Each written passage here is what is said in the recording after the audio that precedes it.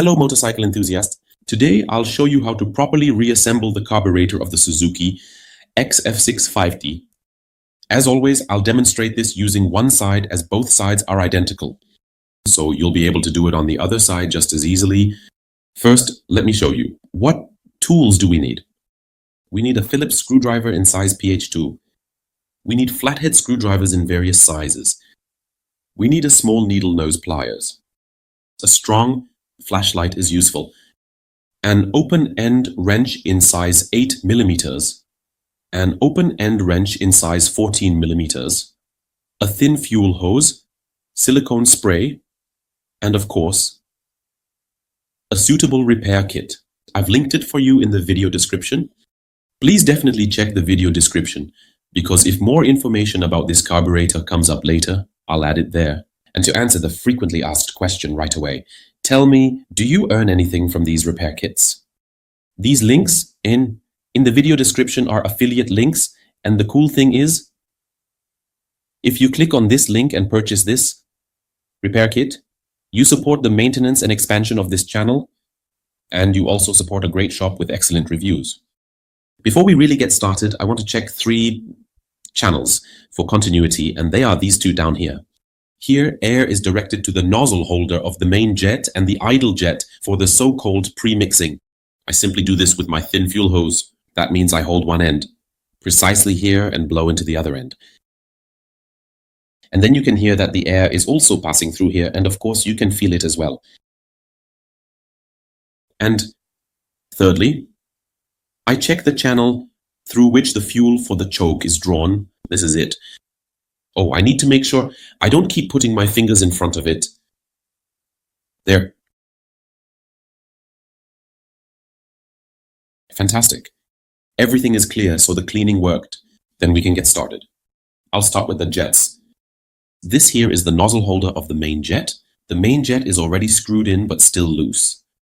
A new O-ring is already installed here.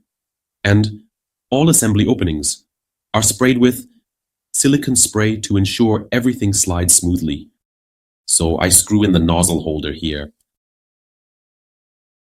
And now the O-ring needs to settle a little. That means you need to tighten it with care using the 8 millimeter open-end wrench. Please don't overdo it. It's just a small thread and quite a soft material. So with care. Now I'll leave the open-end wrench on here and can then secure the main jet with a large screwdriver. Next, I'll take the idle jet. It goes in this position. Here on the side, it only fits through here. It's inserted here and also screwed in.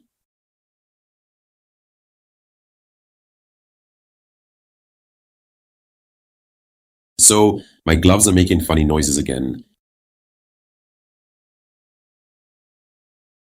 And as the last jet, the jet through which the choke receives the fuel, it sits here and is screwed in here. We use the large screwdriver for that. If any of them are broken, please replace them. They already have some marks but are still in good condition, so they can be reused without any issues. Now we have all the jets in place, and we'll continue shortly with the mixture screw. The mixture screw for the idle air fuel mixture goes in this mounting position. And I'll show you this first before I screw it in here down below. So this is the mixture screw, the one with the small tip. A spring sits on this screw.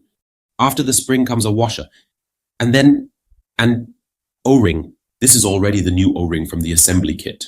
I'll assemble it now and then screw it in. In the assembled state, it looks like this now. And to prevent the elements from slipping off, I always assemble it horizontally, like this. You can read the basic setting of the mixture screw in the video description. You do it by screwing it in all the way, and then there is a certain number of turns. It needs to be backed out. When screwing it in all the way, please be careful not to break it, okay? You can now quite easily feel when it's in, and then, as mentioned, it needs to be backed out. A certain number of turns. And you can read that in the video description. I will continue with the float needle valve. This will be installed here. Please check the seat beforehand to ensure it is clean. Here we have the new float needle valve with the new O-ring. This goes in here. It may require a bit of pressure and movement. So now it is snapped in place and it is held by this small screw with the wide flange. This is it. It sits right next to it here.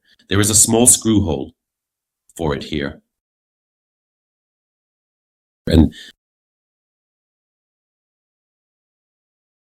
boy, oh boy, that was probably one coffee too many today.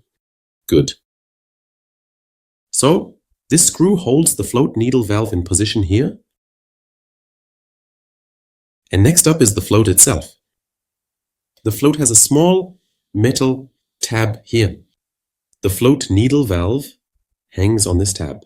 This is placed on here. I'll try to show you this here. So right here, in between and then over here. Yes, you can see it perfectly. By bending this tab, you can adjust the float level. The specified measurement for the float level, I'll also include in the video description for you.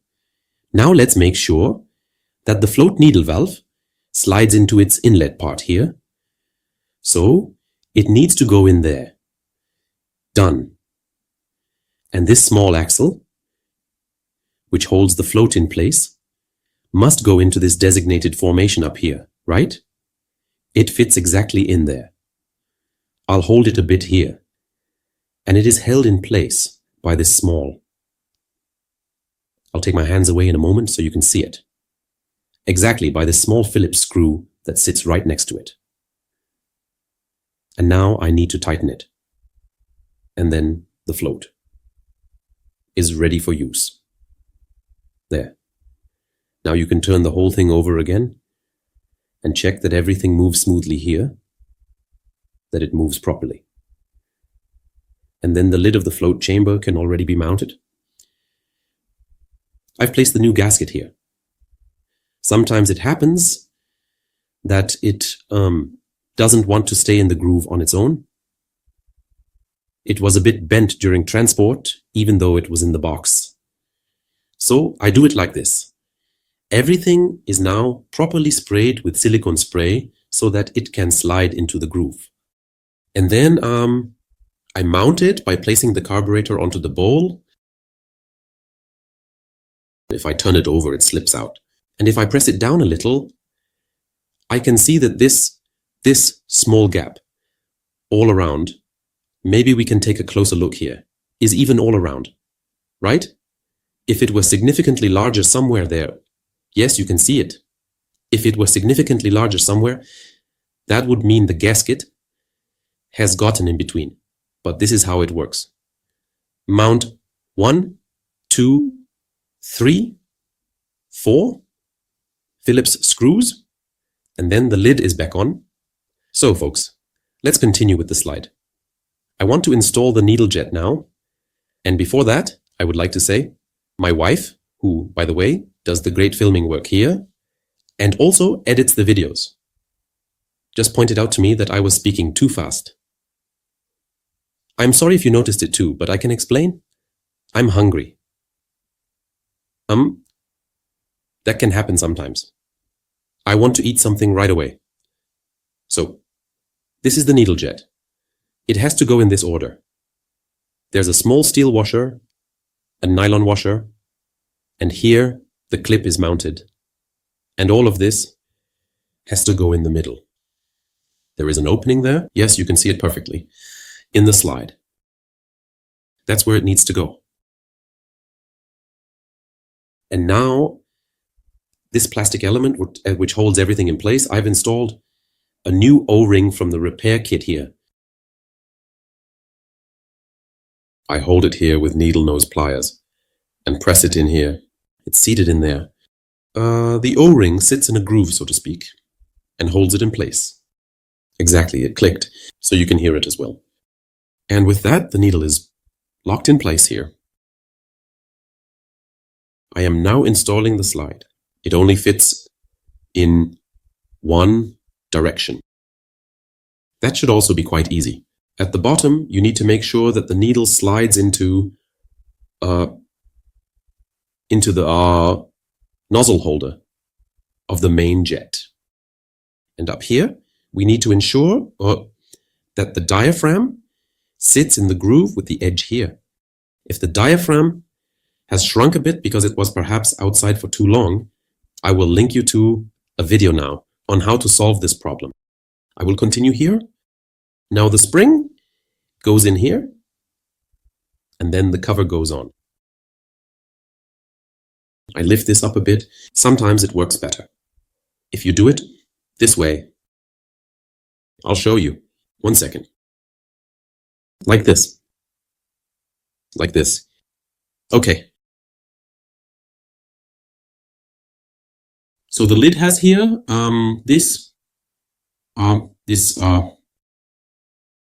no idea.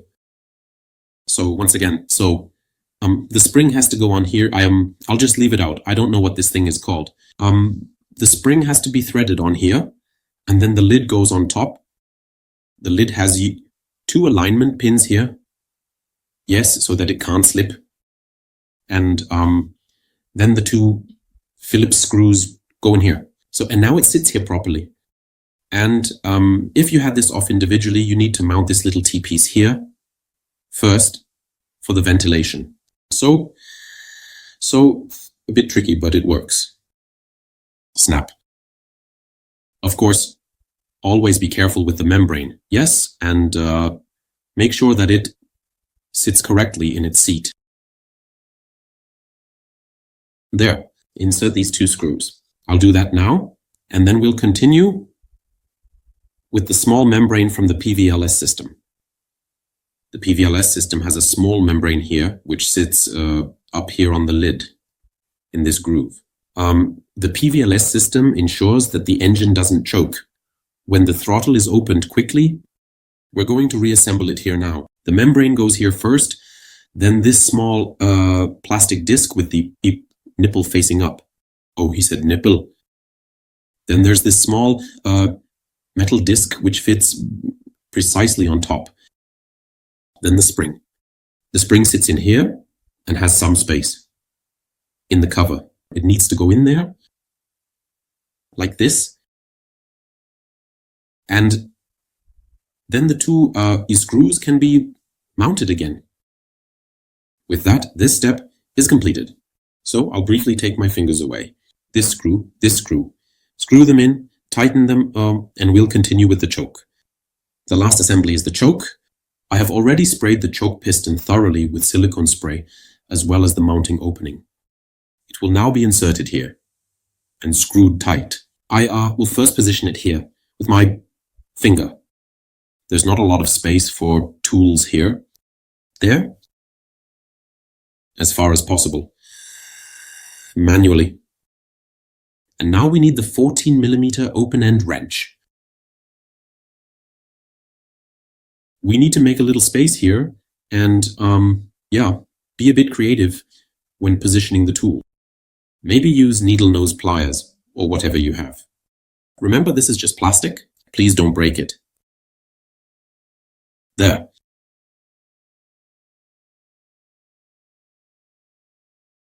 So we have that secured. And now the choke control needs to be attached. This is the one here. Yours looks a bit different. Someone has converted this to manual, but the lever is the same. Look, there are 2 plastic washers on it. So I thread this here, and the plastic washers need to be on top of it. They ensure that the spacing is maintained here and that it can glide properly. Now there are these 2 screws with the wide flange. They go in here. Then you can properly oil, grease, or spray with silicone spray so that it slides smoothly. Yes, and then you're done. I'm glad if I could help you with this video. If you have any questions, just write them in the comments. If you liked it, I'd appreciate a thumbs up and of course a subscription from you. I wish you lots of fun with the project and see you in the next video. Bye bye.